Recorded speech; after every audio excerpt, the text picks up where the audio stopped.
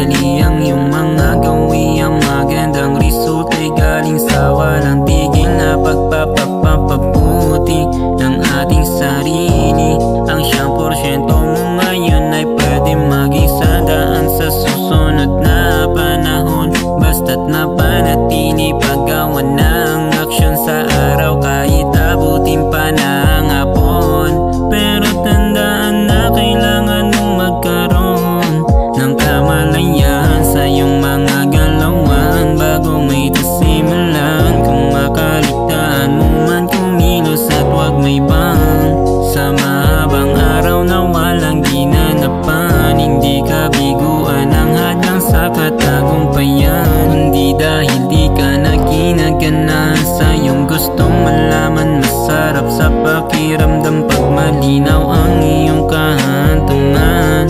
Mas mainam pa na paunti-unting gawa kaysa wala.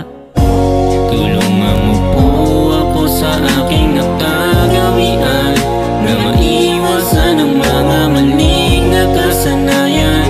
Sana'y matuwid ang aking apang sa pang-araw-araw na lakaran na ito'y maging makabuluhan na makatulong upang ako'y maliwanagan kung ano ba ang aking talagang kapalaran. Kapalaran, kapalaran.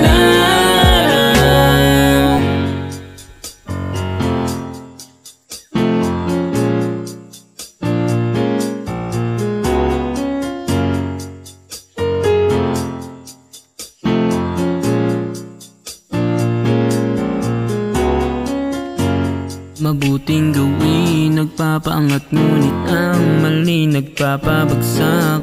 Merong progreso sa mga gawang paulit-ulit. Ang malaking bagay nagmula din sa maliliit.